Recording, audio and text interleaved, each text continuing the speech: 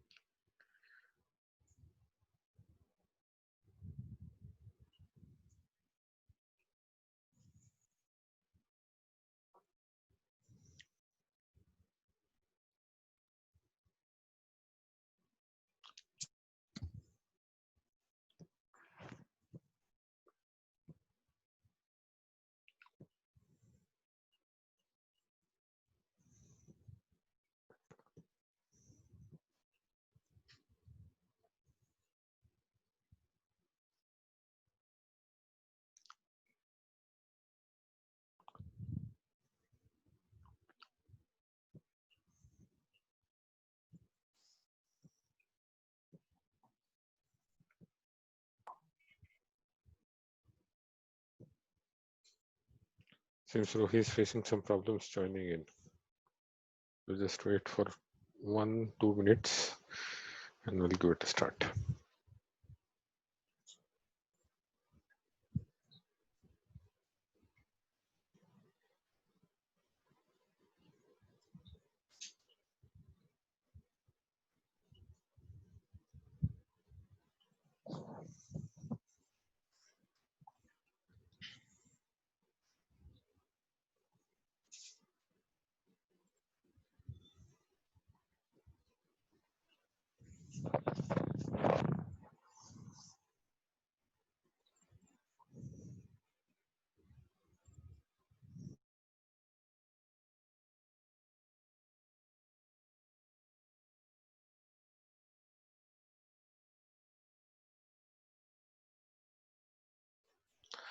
I think I'll start because we have a limit of 40 minutes. So let's give it a start. We'll go to the end of this document. Give me a minute. Okay, so until yesterday, we have seen the functions. I hope you can hear me. He's trying to join in once more. I believe it is the same problem today with Zoom as I was facing on that day because neither Rohi nor Rahul are able to join. I don't know why. Which is fine because we'll have the video. So I'll try to continue. What we are going to cover today is functions, and there's some more attributes. Okay. Example. Yesterday we saw that we can create functions in multiple different ways. We can have variables inside a function. We may not even have variables inside a function. If we have variables, we can give them default values and so on, right? So I would just like to tell you that yesterday we quickly touched base. Give me a moment.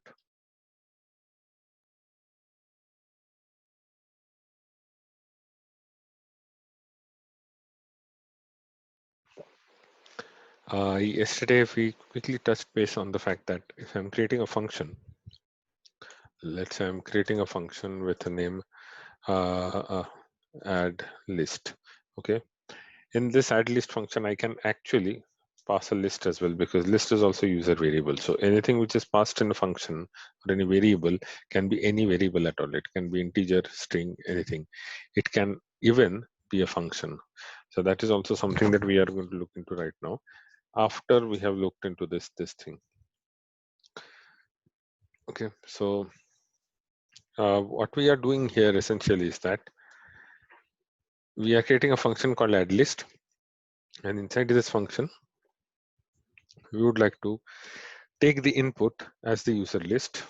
Okay, so I'll write the help function take input as user underscore list, which is a list, add numbers 1 2 3 to the list provided by the user.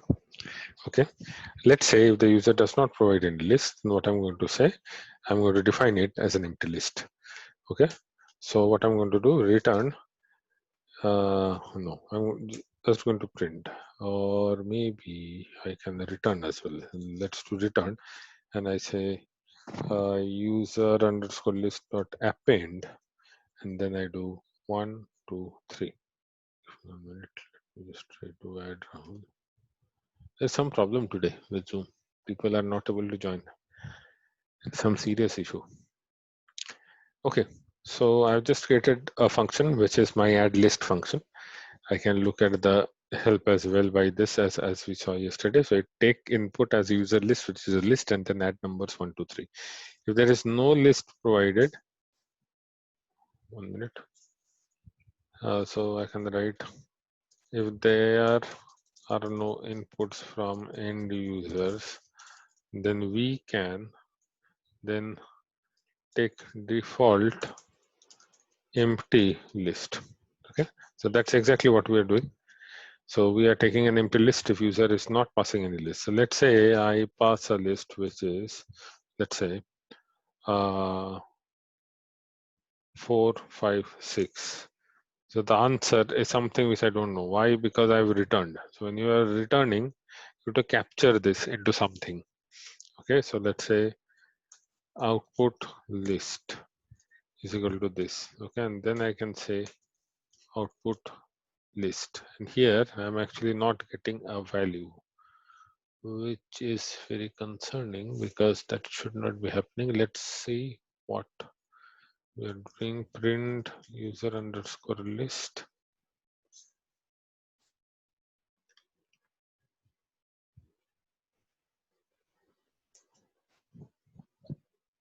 Okay, so what I am going to do is that, let's say I'll say user underscore list is equal to this, and if I return user underscore list, what happens? No, nothing is really happening. There is some problem here. Why not I give it a value? Let's see if that works. No, it's not working. Okay, there seems to be some problem. Let me try to fix this later on, and I will simply say print here, and we'll see what is the problem later on. Okay, in this case I do not need this variable anymore. I can simply print, but it is not printing. That's where the issue is. Let's not pass anything. Let's see what it does. Set list dot append. No, it's not doing something. Python list append function. Let's see how this works. I'll let me draw here in the meanwhile. So append. Okay.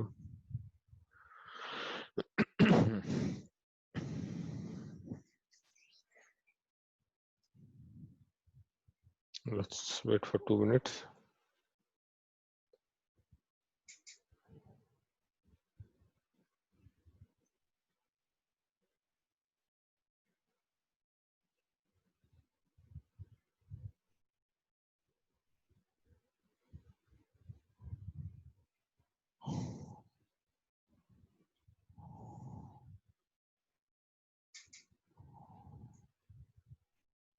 This is exactly what I'm doing. Append list is equal to 1 2 3 and user list dot append.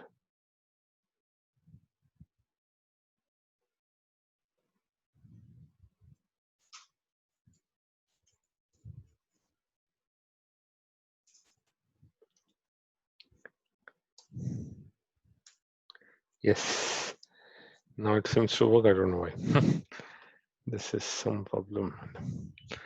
Fine. I'll see what we could do. There is one more way in which I could have done this is using a for loop. For each item in append list, I could have done user list dot append and each item. They are waiting, but I'm not able to add them. I don't know why.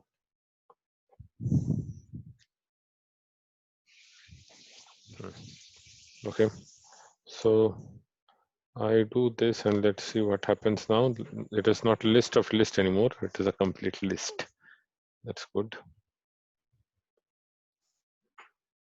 Are you able to hear me?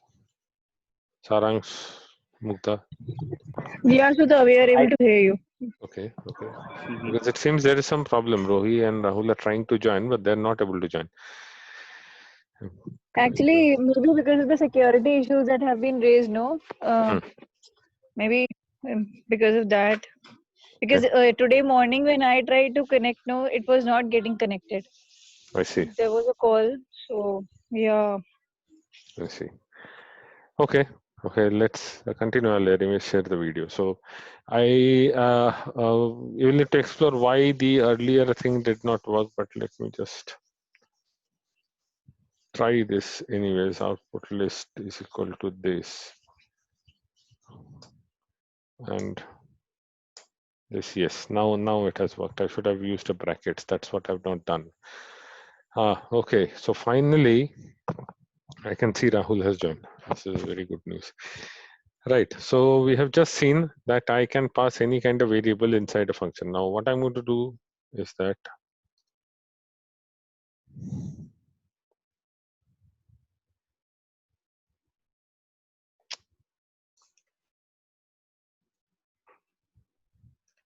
अरे এটাই তো ভুল হয়ে গেল না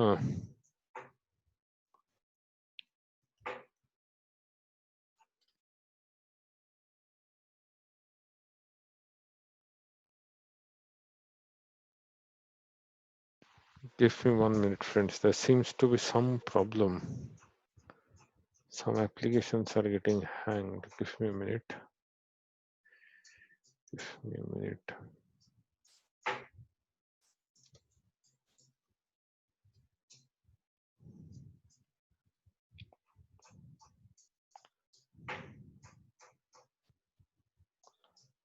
Okay, I think you can see my screen now. Rahul is in.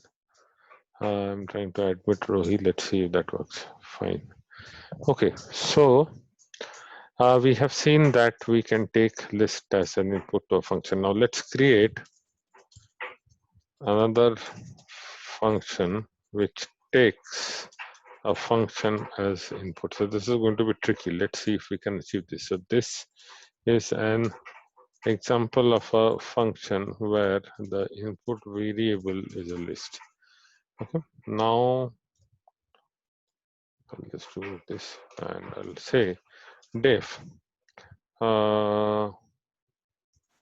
add wrapper, and the input is going to be add num function. Okay, so I have not defined add num function yet. This is really irritating, man.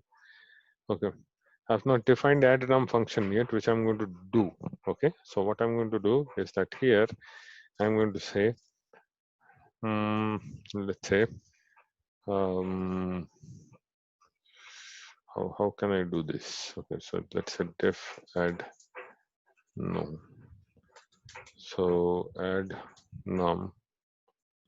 Okay, so I can say let's say num1 and I can say let's say num2. So I just call the function add num with two numbers, num1 and num2. Okay, so this executes. Now if I simply pass some values, let's say arbitrary, it's not going to work because it doesn't know what is add num. So I have to define first of all what is add num. So what I'm going to do,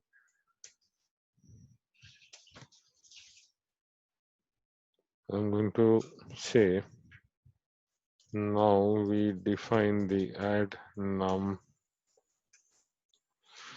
function. Okay, so def add num, and I'm going to say num1, num2. I'm intentionally taking same variable names because I just want to prove the point that variables which are inside the scope of the functions does not have any effect outside. So in this case, what we can do is that we can simply return num1 plus, sorry, num2. Okay, so I have returned num1 plus num2. I'll say control enter, and now it should have printed, but it has not printed because I have not printed the value yet. So I'll take output val is equal to this and print output val. Okay, let's see if this is printing now. The answer is yes. So what is happening over here is, see, in both of the functions, the input variables, the names of the numbers are the same, num1 and num2. It doesn't matter really because their scope is inside the function itself. So I've created a function here on line 35 where I have two numbers as inputs. They are getting summed up. And then what I'm doing in this add wrapper function is that I'm passing the function and the numbers. So you can consider this wrapper function as some kind of a calculator.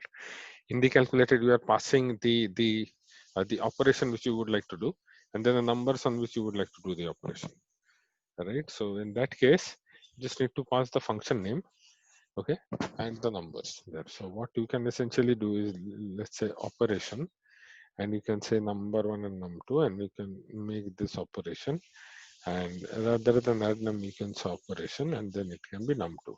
Okay, inside of this you can be a bit more creative. Let's say if operation is equal to add, okay, then you return this. Okay, then let's say elif operation equal to sub, okay, then it will be return num1 minus num2. Okay, elif operation is equal to mult. Okay, in which case I'm going to return num1 multiplied by num2. Okay, elif operation div, or let's say division, then I'm going to return num1 divided by num2. Okay, and else the default condition will be return 0. Okay, so if I'm going to define this function, it's going to work, it should work, and I'm not going to call this anymore calculator. Okay, so I'm going to call this calculator, and then I'm going to call this add num already exists, and that is the reason why it is taking this. So I'm going to say calculator, and I'm going to say add, and then I'm going to say 10 plus 40. So it doesn't work because I need to pass this into a quote. Sorry, str is not callable. Why? Operation. I think like not Yeah. getting add. Sorry. I think the add is not getting read. Yeah, that's exactly what is happening. So let me just see what I can do. Because in operation, if you are passing num1, num2, and then in operation here you are passing add. No, I'm not. The parameters of your operations are num1 and num2. Okay, this may be a confusing one because I will just do one thing. Move cell down. Okay, so this is my first function, which is the operation. It accepts two numbers. Okay, yes, I have got your point. Yes.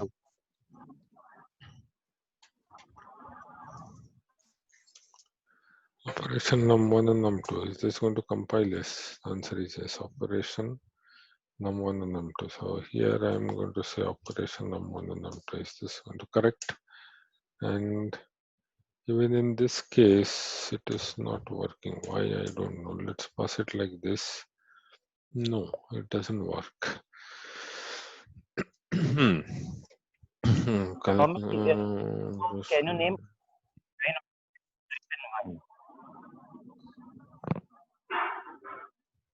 position argument follows keyword argument. Okay, so ops.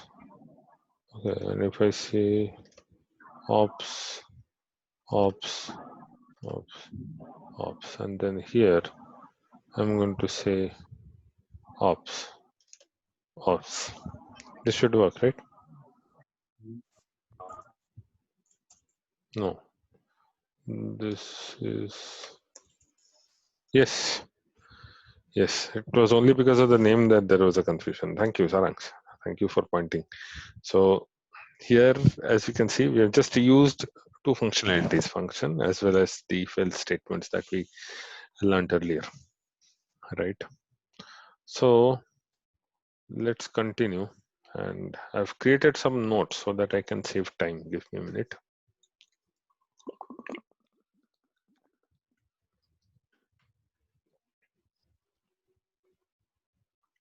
I'll go into this comprehension things later because this is going to be a bit more problematic to understand right now, but I'll go with this. Okay, so I'll go with more on Python's comprehensions. Maybe we'll do in the next class. So what I'm trying to do here is that in our cases, the cases that we have already looked into, example, given the cases which are here, I already know that I am going to define the number of the parameters. Okay, so I at this point in time already knew that I know until now that I have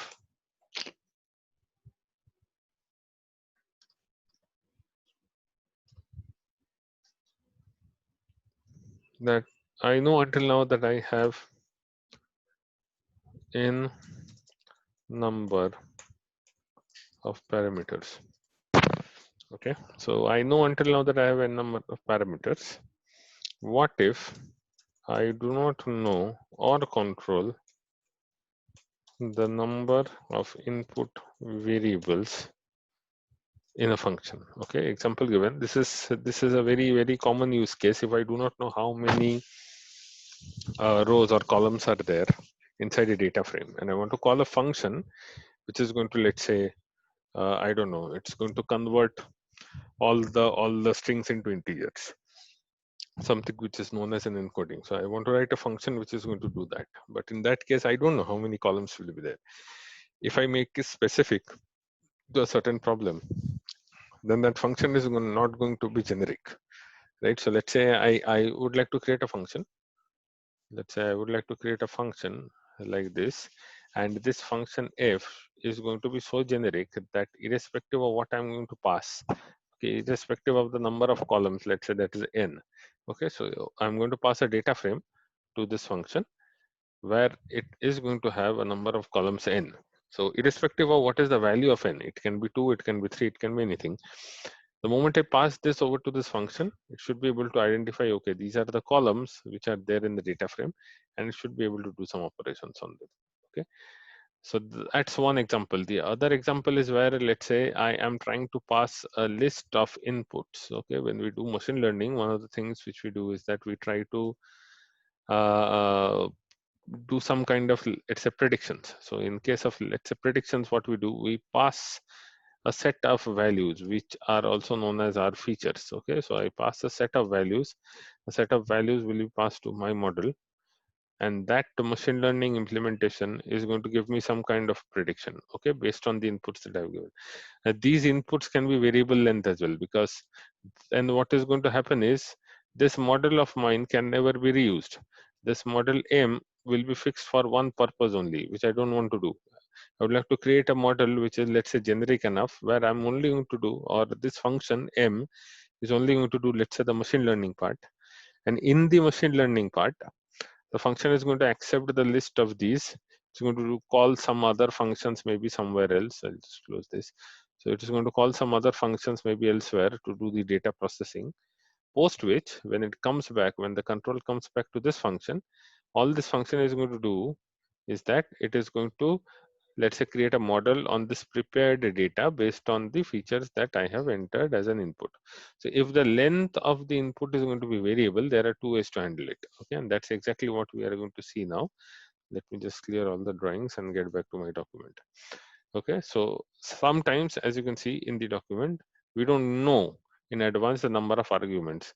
We don't know in advance the number of arguments that will be passed inside a function, right? This kind of a situation can be handled with a single star. Okay, so what this single star means, this is nothing to be confused with the arrays. Okay, so let's define a function. So this star is not similar to what we have seen when we define pointers in C. If you have worked in C, we actually define pointers by means of that star, but that star is not the same as the one which you see over here. Okay, so define a function which will, or define a function which will print the names of my students. Okay, so def print student names. Okay, here I'm going to say star students. Okay, what this star is going to do, I don't know what is the length or how many number of inputs there will be. That's why I'm giving star. It can be anything. Okay, and what I'm essentially going to do, take a list of all student names and print them one after the other. Okay, so what I'm going to do for each student in students, I'm simply going to print let's say each student comma is my student in the class. Okay, once this is printed, then I'm going to say that's the list of students in my class. Okay, or maybe at the beginning I'm going to say printing the list of students in my class. Okay, so what I'm going to do here, I'm simply going to take, let's say I'm going to call this function print student names, and I'm going to pass it, let's say, value. So I'm going to say student A, I'm going to say student B, then I'm going to say student C, then I'm going to say student D. And if I enter this, then it's simply going to tell me that A is my student in the class, B is my student in the class, so on and so forth.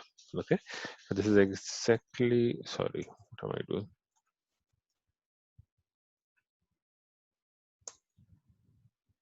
Okay, so this is exactly what it is doing. Okay, it is taking an input where I don't know the length. I can give any number of inputs here. I can double the number here. I can triple the number here. I don't know. I can even give an input as a list. Okay, let's see if that list is going to work here. Or maybe I can do a very important operation here, which is this. Okay, so in this case, as you can see, if I give it a list, it does not accept it. It does not accept it. And I'm going to tell you what is this multiplied by 10 with a list. It does not accept it because this itself is a list. If you pass a list within a list, it gets confused. So that's the reason why you have to pass each and every element as a separate value. Okay, now what that multiplied by 10 was supposed to do for us is that if you have a list, maybe I've not touched based it when we looked into lists. So let's say I have a list of 3 numbers. Okay, I have a list of 3 numbers, 1 2 3. If I say list multiplied by 20, the output is going to be something like this. So it's not like 20 is getting multiplied with each and every element. It's like 1 2 3 is getting printed 20 times. Okay, so if you save this into new list, and if you say this, then you can say that the length of new list is going to be 60 because there are 3 items here. So the length of this is going to be 1 minute.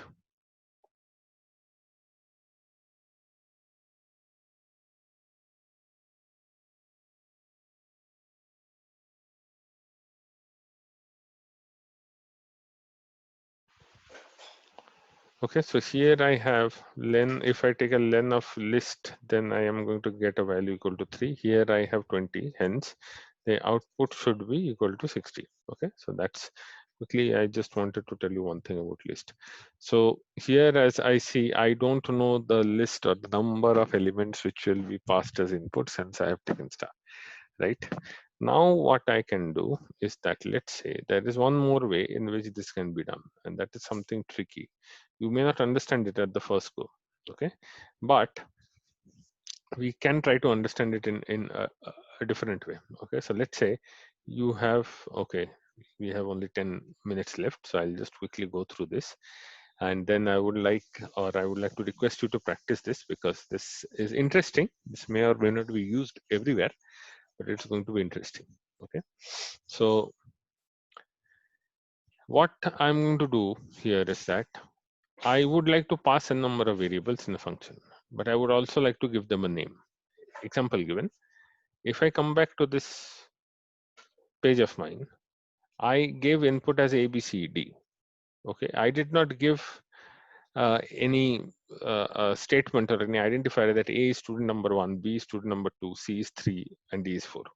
Okay, it may well be the fact that C has enrolled on the first day, so C is my first student, right? So I don't know how or when these students have actually enrolled. When is this use case applicable? The same example which was there in the document. Example given that we have this example which I'm going to quickly go through. Okay, so I'll just take this example, and I'm going to save time, I'm not going to type it, I'm just going to write it over here. So what I'm doing over here is I'm defining a function where I will pass n number of keywords or variables with names. Okay, so what I'm going to do, this case I'm going to use, let's say, double star, and I'm going to say his last name is this. I can also say, sorry, this is not printed properly, it's not going to work. Okay, so,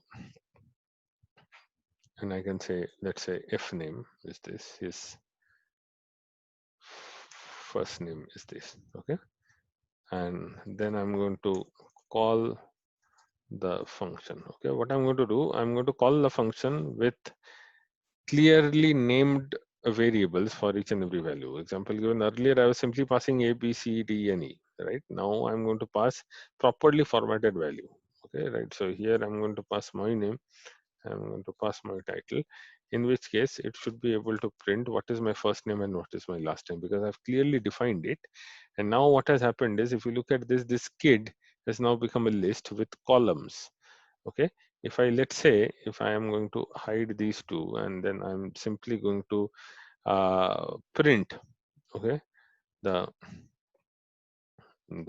list.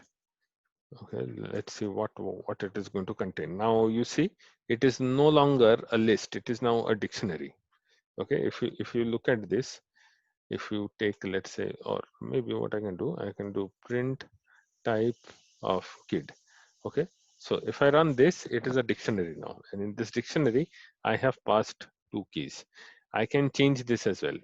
Okay, and I can do a lot of operations within this as well. Example given, I can even check what is the length of the number of arguments that I have passed.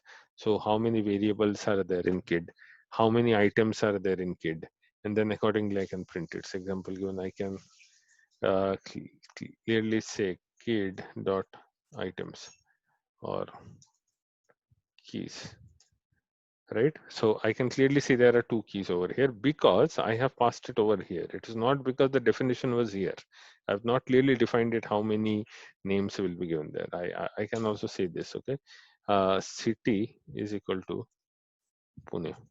Okay, in this case there is no error. There is no error. So that is the main thing over here. There is no error. I have called my function. I have printed only 2 variables, but I have passed 3 variables. So even if this third variable is not used or it is not clearly defined, the list of input functions in this function, my function, is still going to work. So that's the main advantage. So in this way, you can add flexibility to your functions. You can add flexibility in the sense that inside this function, although we don't have time, otherwise I would have actually tried that. Inside this function, my function, we can actually check what are the keys, and then we can go through each and every keys, and then we can check if that key has any value. If that key has a value, I'm going to print that. Else, I'm not going to print that. So maybe you can take that as an exercise. You enter my function with 5 keys. Okay, first name, last name, city, pin code, and state. And then inside this my function body, you need to write a loop or a condition or a set of statements which is going to check how many keys are there. Okay, how many keys are there inside the function call? It can be 5, it can be 10, it can be 1, it can be anything. Now, depending on how many are actually called, you have to print, okay, each and every key and the value. Okay, so that you can try from your side, but I just wanted to tell you that this kind of functionality exists in Python, and this is also known as this kid over here with a double star is also known as KWARGS. Okay, because these are arbitrary keyword based arguments. Okay, so these are arbitrary keyword based arguments. Okay, the earlier one was named as this one, right? This names thing that we have defined here, you will find in blogs and books that this is otherwise known as args, ARGS. Why is that called args? Because it is a fixed length argument. Okay, it is always a fixed length. Why am I saying fixed length? Is because it is not a dictionary. It's a fixed length, not in the sense of the size of the structure. It's fixed length because it's always going to be a list, and I'm going to pass a number of variables in that list, and it is going to print it. But in this case, I have a bit more flexibility. So depending on, let's say, the use case, I can use. Okay, so KWARGS is used if I don't know how many keyword arguments will be passed into the function. So if somebody is calling your function using keyword arguments, using the name of the variables, then this double star thing is going to be useful. If only values are going to be passed, it doesn't matter. You can use uh,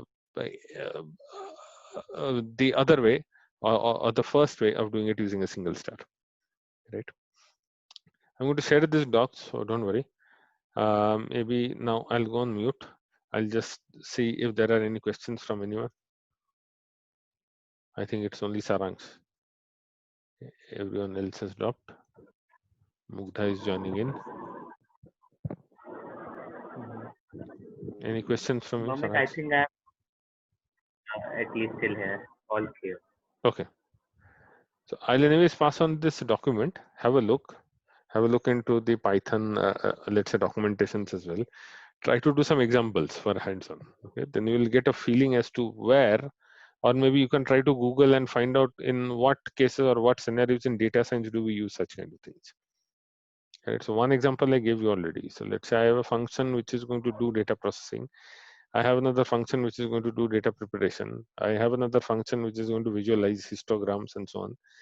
And I have a fourth function which is going to simply apply a machine learning algorithm. You take any algorithm A, B, C, it's going to apply that algorithm on the prepared data. Now, it's always going to be a fact that maybe for question X, I know that the data set has only 10 columns, but for question Y, I may have a data set which is going to have uh, um, 40 columns. So I don't know how many number of variables will be passed in that function. In which case, either I can either pass the entire, let's say, data frame inside the function, or I can pass the column names. So it actually depends on what I am trying to do.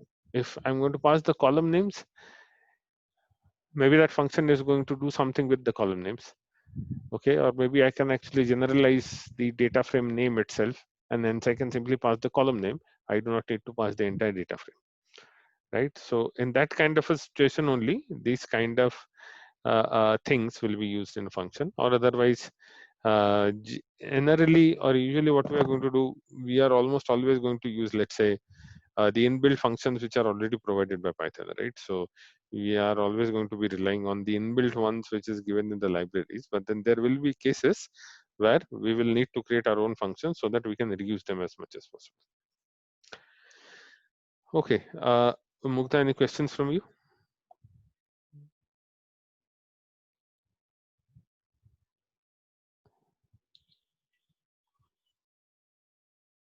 No. Okay, I'll take that as a no, and then maybe we can close the session. Let me just stop the sharing, and okay then, thanks all. Have a good and safe weekend. We will meet on Monday. Thank you. Thanks all. Bye bye.